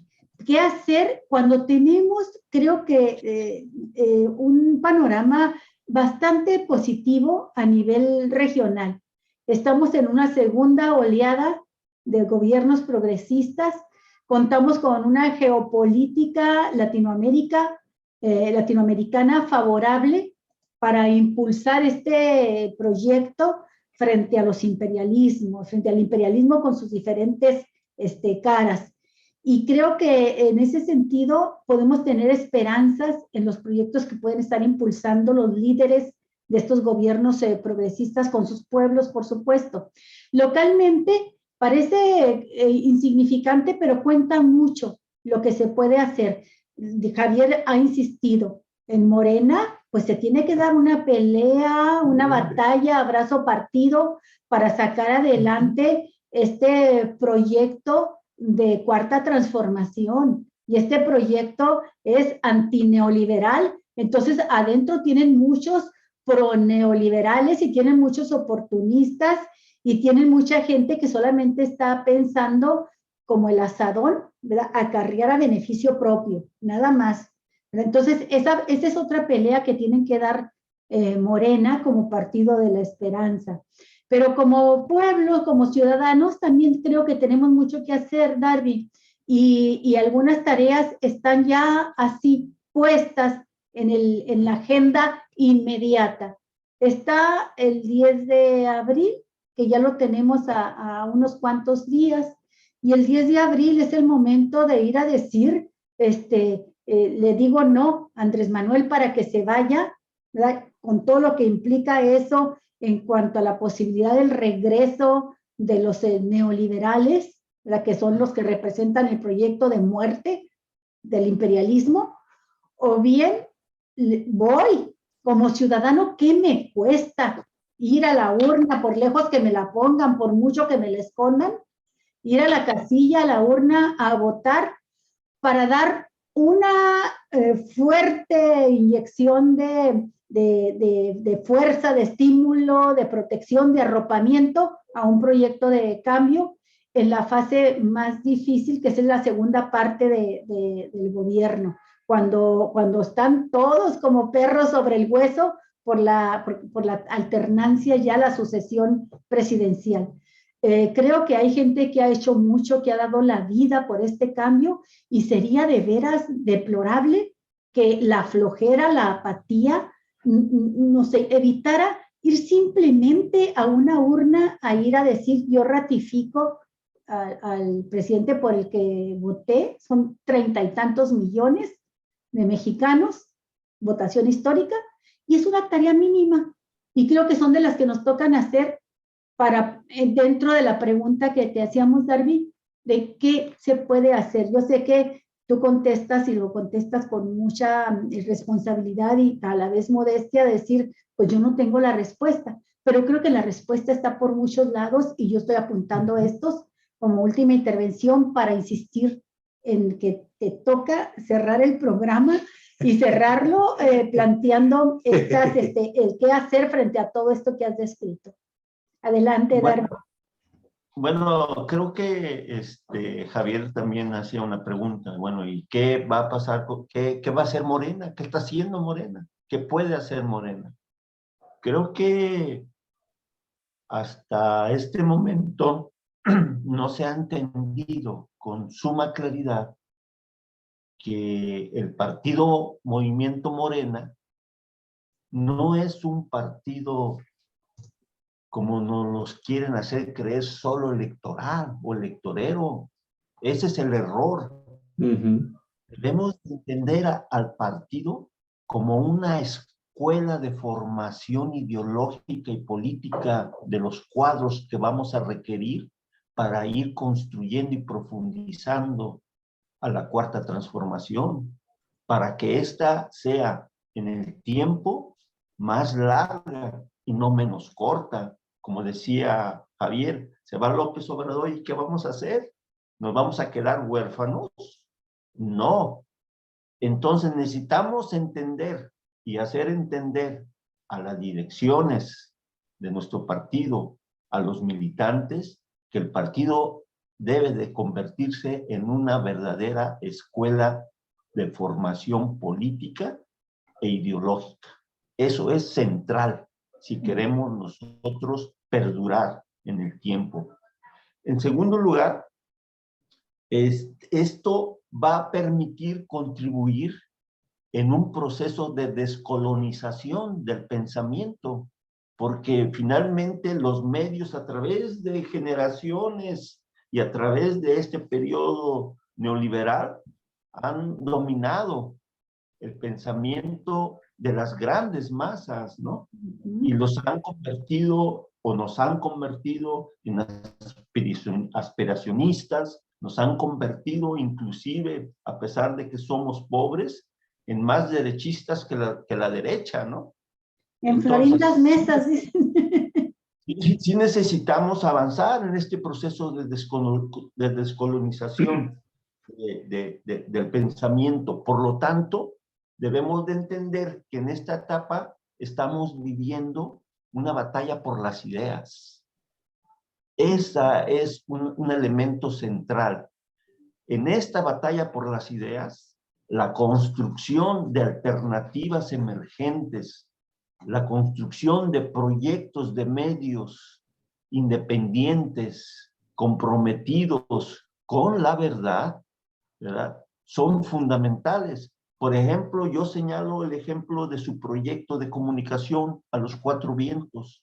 Es un proyecto que está enmarcado dentro de la lógica de apuntalar esa descolonización del pensamiento y de presentar ante todos los problemas que ocurren día tras día, pues una visión distinta, un contenido distinto, ¿no?, de entender estas realidades.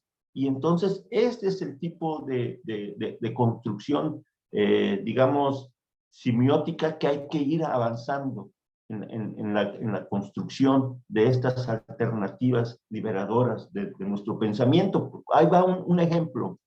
Existe el Grupo Editorial América, el GEA, desde hace años, como parte de un proyecto de control de los medios más importantes de América Latina. Ahí está el Universal, por ejemplo, ¿verdad? Ahí está La Nación. Ahí está El País de España. Ahí está Lo Globo, ¿sí? Ahí están todos los periódicos neoliberales. Sí. Y si ustedes se dan cuenta y se hacen un recorrido diario por las notas principales, todos coinciden, todos tienen un nado sincronizado, ¿verdad? Y ese nado sincronizado se repite aquí y tienen sus ideólogos, ¿no? Por ejemplo, nosotros decimos, como dice Atilio Borón, ¿no? ¿En qué momento se fregó Vargas Llosa, ¿no? Y se convirtió en el ideólogo de la ultraderecha. ¿Sí? ¿En qué momento se fregó ese cuate, ¿no?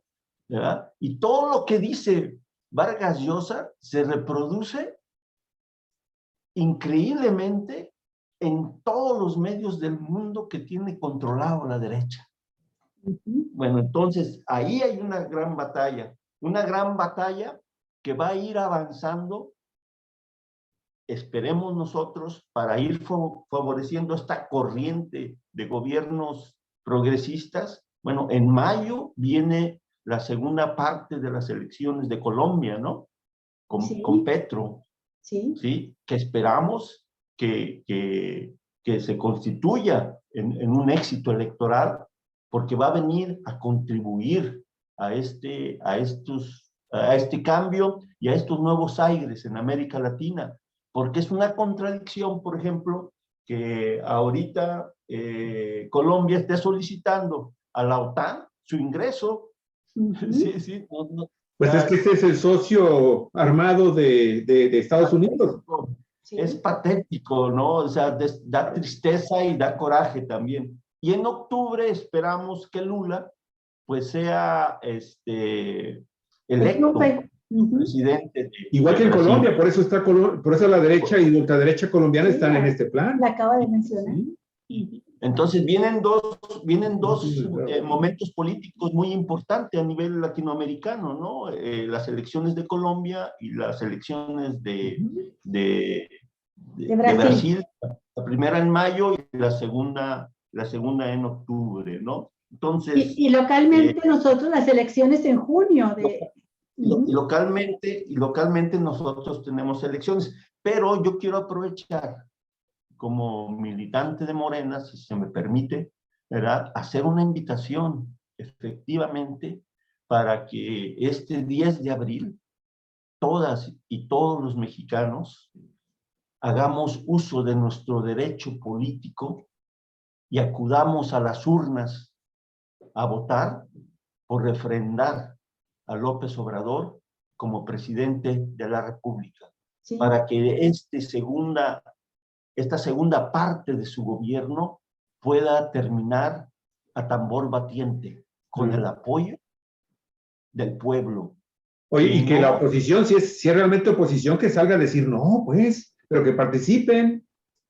Ellos lo estaban pidiendo originalmente. Pues no le han tumbado ni una pluma a mi gallo. Oye, Darby, sobre esto de ir a votar, sabemos que va a haber muchos obstáculos interpuestos por el propio INE. Iba a decir qué paradoja, pero pues no es paradoja. El INE está jugando su papel ya de opositor a este gobierno obradorista. Pero hemos escuchado la opinión de algunas personas que, en base a la experiencia de la consulta popular pasada sobre llevar o no a juicio a los expresidentes, y que hubo varias personas que no encontraron la casilla para votar, sobre todo en las zonas populares y rurales, y han opinado que si la gente va a buscar la casilla y no la encuentra, que sepa un lugar a donde dirigirse, al Parque de Revolución o un lugar común que sea fácil de llegar, para que hubiera gente que está promoviendo la participación y que dijeran, bueno, pues ahí va a haber ciudadanos, ciudadanas que tienen vehículo y que tienen la información a mano de dónde están las casillas, para que si tú, que no tienes vehículo y que se te dificulta mucho andar caminando quién sabe cuántas cuadras para ver dónde quedó tu casilla, te podemos ayudar a llevarte. Eso nos comentaron que van a empezar a instrumentar, a ver si se puede aplicar en algunos lugares. Yo se los paso a ustedes al costo. Pero es que también comentarte, Darby, que entre las tareas inmediatas está esa, pero la otra es no aflojar en cuanto a rodear de apoyo popular la propuesta de la reforma eléctrica, que también está en discusión en el Congreso. Así es. Yo creo que retomando un poquito lo que tú comentas, Olga Alicia, yo creo que es importante que la opinión pública sepa que lo que acordó el Senado el día de anoche y que fue publicado en el Diario Oficial de la Federación, sí, permite quitarle el tapabocas, no solamente al presidente, sino a todos los funcionarios, para que puedan ellos hablar ya libremente sobre la revocación de mandato, ¿no? Entonces, esto pues es un avance, ¿no?, para nosotros. Pero también es cierto lo que señala Olga Alicia, el INE como un instrumento opositor a la democracia, ¿verdad? Está ocultando las casillas, y cuando no las oculta, como en el caso de Nuevo León, por ejemplo, ya es conocido que las está poniendo en municipios con un estándar y en los lugares con un estándar de vida de nivel socioeconómico de clase media, media alta. Sí. Y municipios o colonias pobres no cuentan con casillas. El INE tiene la información por cada sección electoral, cuáles han sido los resultados, la tendencia de la votación. Entonces, aquellos donde de manera casi con tendencia histórica se rechaza a Andrés Manuel López Obrador o a Morena, pues ahí no van a faltar casillas. Mira, Darby, nosotros... La cuestión son las boletas, sí, que haya boletas suficientes. Así que es. no las escatimen, pues, ¿no? Mira, nosotros acá en Cuatro Vientos, sin duda, la próxima semana, esperemos que lo más rápidamente posible, la próxima semana, vamos a buscar a quien consideramos es un buen funcionario electoral de aquí de nuestro distrito, el distrito 3, que corresponde al área, pues un área muy amplia que viene siendo ya pues prácticamente parte de 3 municipios. Ensenada, San Quintín, y agarró una partecita, creo, de Playas de Rosarito, que es David Rodríguez. Tú lo conoces, a David, sabes perfectamente bien que, bueno, tiene ya una cantidad importante de años al frente de este distrito electoral federal, pero es un hombre muy bien intencionado. Y bueno, ya en lo personal, es una persona que es alguien en quien yo en lo personal confío. Sí, me gusta su trabajo. Lo vamos a invitar para que venga a platicarnos precisamente, al menos en el ámbito de su distrito, cómo se están preparando las elecciones, la casilla para esta consulta de la revocación de mandato, que es el nombre real, sí, legal, de esta herramienta de democracia participativa que nos va a tocar el día 10 de abril. Y bueno, y por otro lado, pues, y con eso termino, Darby, yo en lo personal. ¿Cómo demonios no van a tener miedo los empresarios, la cúpula empresarial? Porque también hay que definir, no quiero generalizar, hay muchísimos, sí, la inmensa mayoría de pequeños, medianos y micros es la inmensa mayoría, yo creo que ganan el 80-85%. Y es una parte de la oligarquía porque ni siquiera son todos los oligarcas. Una cúpula, ¿sí? Esta cúpula que está ahí minando día con día la credibilidad de esta administración federal, pues están que se los lleva a la patada, porque dentro de 3 días se inaugura el aeropuerto internacional Felipe Ángeles, y hoy en la mañana, rápido nada más dar la información, hoy en la mañana la voy a subir un ratito más, Cuatro Vientos, pero hay que darla a conocer ahorita. El secretario de la Defensa Nacional, Luis Crescencio Sandoval, acaba de anunciar cómo va a ser la ceremonia. Está anunciando que se van a mover 1,400 personas como invitadas, ¿sí? Algunas van a llegar por tierra, otras van a llegar en avión, otras más van a llegar en helicóptero, ¿sí? De estos se están manejando que van a ser integrantes del Gabinete de la República, todos los gobernadores del estado, de los estados de la República, ya fueron invitados, titulares de las secretarías estatales, empresarios, pobladores y líderes de las organizaciones que tienen asentamiento en los municipios en donde se asentó el aeropuerto, quienes nos permitieron adquirir los terrenos, escuelas de la zona y niños que conforman organizaciones musicales, quienes harán la presentación musical en diferentes partes de toda la terminal. Bueno, va a haber, primero, miren, previo a la entrega-recepción del aeropuerto, el gobierno federal realizará la reunión del Gabinete de Seguridad en las instalaciones del aeropuerto. Al terminar, el presidente López Obrador ofrecerá su conferencia de prensa matutina en ese mismo lugar. Sí. Posteriormente, el presidente, miembros de su gabinete y otros invitados se van a trasladar a la torre de control del aeropuerto para ver el aterrizaje de aviones de manera consecutiva en la pista central y la pista norte, que son de 4.5 kilómetros de largo. Y la ceremonia de entrega, recepción, van a dar los discursos a las siguientes personas. El secretario de la Sedena, que es el que entrega la obra, los gobernadores de los estados vecinos, o sea, y la jefa de gobierno, o sea, estamos hablando de Claudia Sheinbaum del Estado de México, y el discurso final será por parte de Luis Crescencio Sandoval, y se va a develar una placa de inauguración y se tomará la fotografía oficial.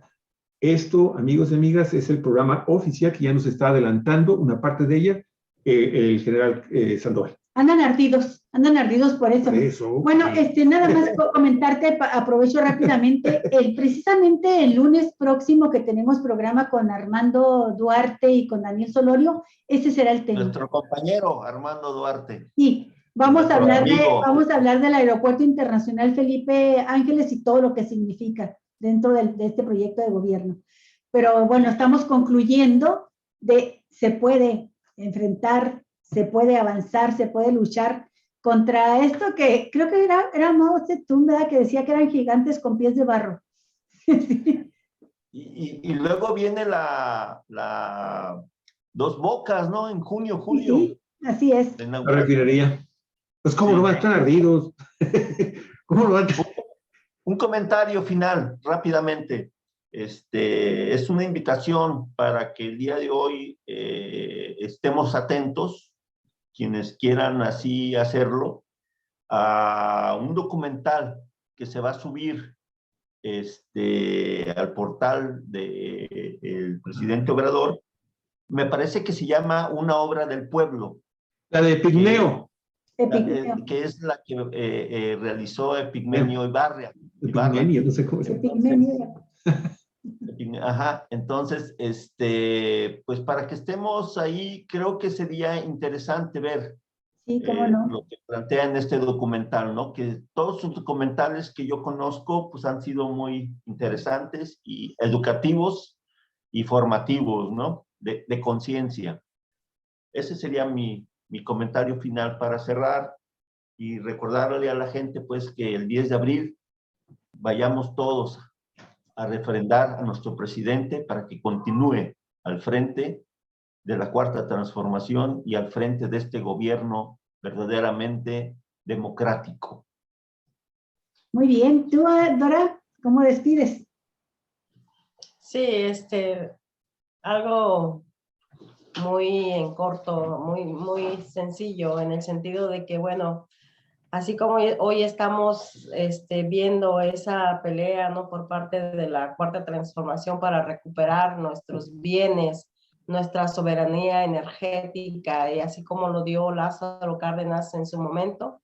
La diferencia hoy es de que en ese momento el presidente Lázaro Cárdenas tenía el apoyo de todo, de los trabajadores sindicalizados, del pueblo, de la Suprema Corte de Justicia de la Nación, de los militares, de sus legislativos, del pueblo. En este caso, estamos viendo que el presidente nos está convocando a la fuerza del pueblo, porque somos nosotros quienes tenemos que seguir respaldando para que eso se haga realidad, no depender ya del extranjero para nuestra energía. Y bueno, vemos que pues no todos los legisladores, senadores lo apoyan, no todos los jueces o ministros lo apoyan. Sabemos que le han puesto piedras en el camino en el Poder Judicial, entonces nos tiene a nosotros. Así es. A la mayor fuerza, y hay que seguir con él para que la fuerza va a ser nuestra fuerza representada por él para que eche a andar esta reforma y recuperemos pues la soberanía energética que sabemos que es tan fundamental y estratégica para el país. Muy bien, pues muchas gracias Dora y Darby en su programa para la libertad, y nos vemos dentro de 15 días. Tenemos ya ahorita enseguida un programa con el maestro Iván Martínez y vamos a hablar de los aspectos fundamentales de la reforma eléctrica y sobre todo de litio. Entonces, para que no se lo pierdan, y ya cuando esté el programa, que nos ayuden ustedes también a compartirlo con todos sus contactos. Darby, Dora, muchas gracias. Gracias. Y nos vemos pronto. Gracias a la audiencia. Hasta luego. Muy amable, amigos. Denos 5 minutos, queridísimos amigos de Cuatro Vientos, y regresamos con ustedes ya con este programa sobre litio. Híjole, qué cosa tan interesante. Vamos a regresar entonces en 5 o 10 minutos, cuando mucho 10 minutos. Estamos con ustedes. Muchísimas gracias. Cuatro Vientos, periodismo en la red, donde todas las voces se encuentran eco. Hasta un momentito más.